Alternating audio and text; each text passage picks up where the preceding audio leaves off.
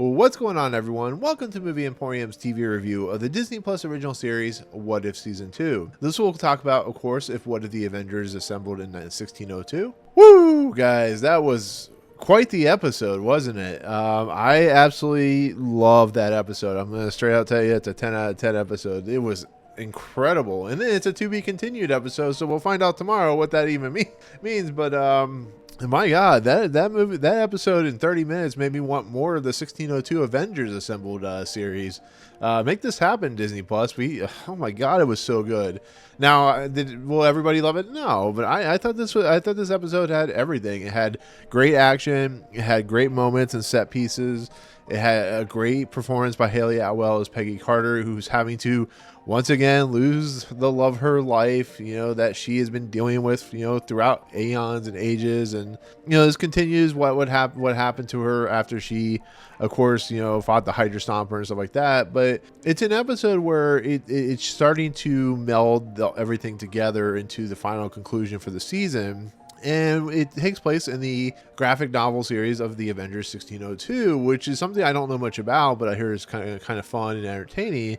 And if it's anything like this, I 100% want to look forward to it, because here we have Thor, and I'm assuming that's Hela that are in control of this kingdom. Hela gets sucked into this green vortex, and of course Captain Carter can't save her. Thor, who now becomes king, basically puts out a hit on her and has to use Scarlet Witch and all that stuff, and she goes on the run with the help of Tony Stark and Rodgers Hood, who plays Steven Rodgers as Robin Hood, and his merry men of people like Scott Lang and Bucky Barnes and so on and so forth. And it's just a very fun, very energetic episode with a lot of interesting ideas and interesting concepts. I like the fact that Happy Hogan is kind of the sheriff of Nottingham, and he uses his freak powers to take on the Hulk, who of course is voiced by Mark Ruffalo. And it's an episode that gets to the basics of what has been missing in Marvel, to be fairly honest, is the originality, the uniqueness,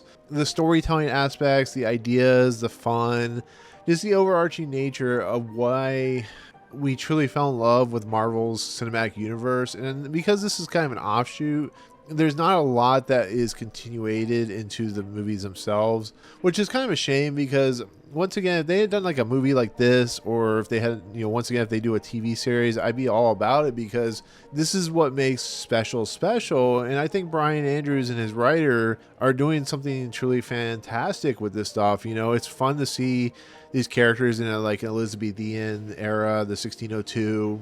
I mostly like the mustache and kind of the look and feel of course, Samuel L. Jackson's Nick Fury character. And I don't know. I found this episode just so charming and so heartwarming and so fun. And they're basically what they're trying to do is find this forerunner character that is basically is going to be the collapse or the end of this 1602 Avengers era. And what's also really interesting is Peggy Carter or Captain Carter can see the Watcher, and they have some really interesting conversations, which I found fascinating. I like how she kind of puts the Watcher in his place. She's like, he tells her, like, this is not a world that is destined to survive. It's going to disappear. It's going to die off.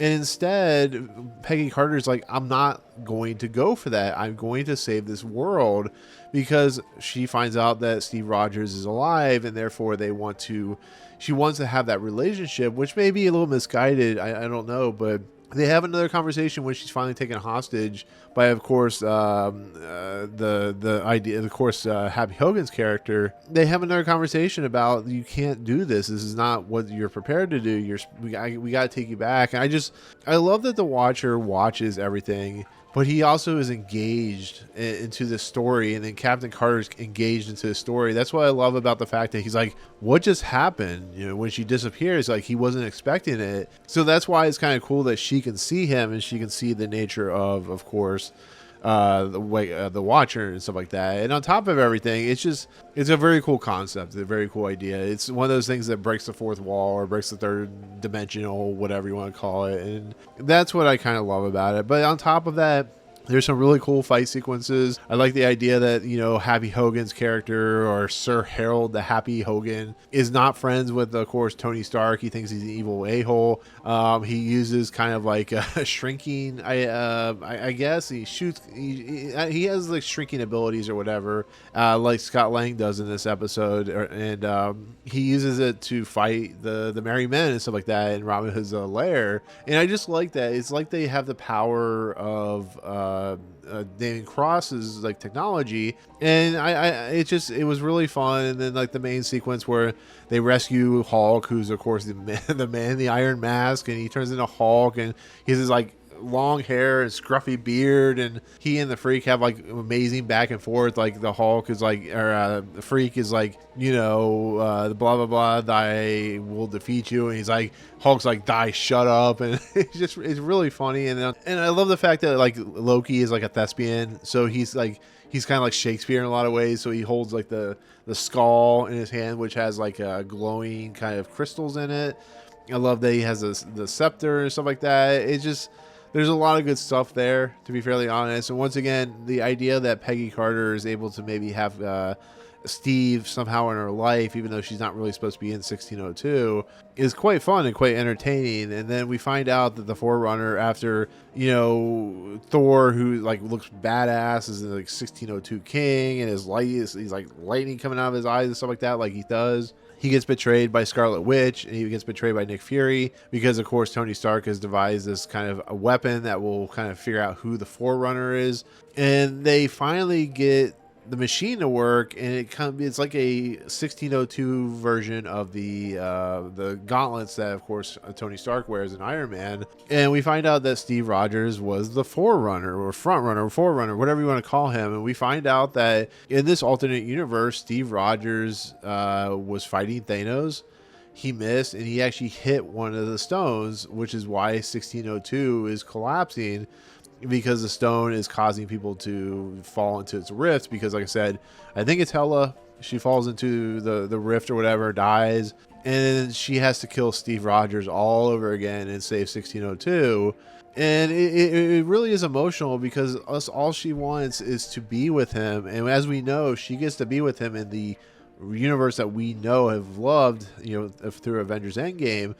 But here, because of the twisted nature of her being Captain Carter, because of the Hydra Stumper with Steve Rogers and all that stuff, it almost feels like every thread, every branch of Peggy Carter's life outside of that one moment in Avengers, the universe that we know, she's never going to be happy. She's never going to have that. So it's really interesting to see how it really ekes at her heart, because that's all she wants. Is she wants to not do what she's doing anymore. And she wants to be, of course, Peggy Carter with Steve Rogers. And I love that emotional arc that they have between the two of them, because there's a real authenticity to these two characters and how they portray themselves.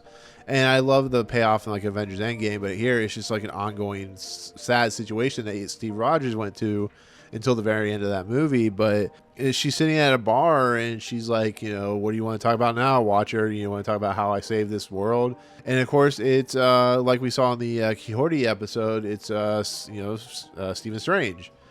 And she's like, Strange? What are you doing here? And he's like, well, what a story I have to tell you. And that's the end of the episode.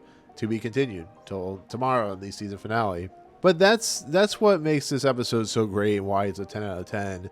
There's so much building. There's so much world development.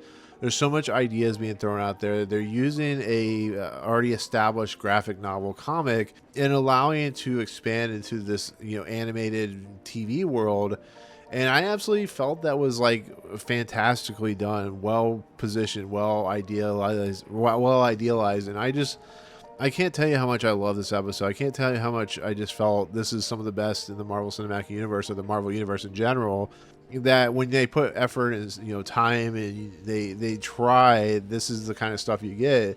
And therefore is highly recommended as probably the best in this series so far, unless next week's tops that, because the last two episodes have been fantastic, and this is no different. This really isn't. So, yeah, 10 out of 10 for this What If the Avengers Assembled in 1602, now showing on Disney+. There you go. Comments below. as I always say, let me know what you think of this episode. Do you agree with me? If you don't agree with me, tell me why. Just I'm kind of interested to know. So otherwise, thank you so much for watching. If you like what you see on this channel, awesome. Hit the subscribe button to join Movie Emporium. Hit that notification bell top to find what's coming next. If you like this video, awesome. Hit that like button. We'll see you tomorrow for the season finale of Marvel Studios' What If. Thanks a lot, guys. Bye.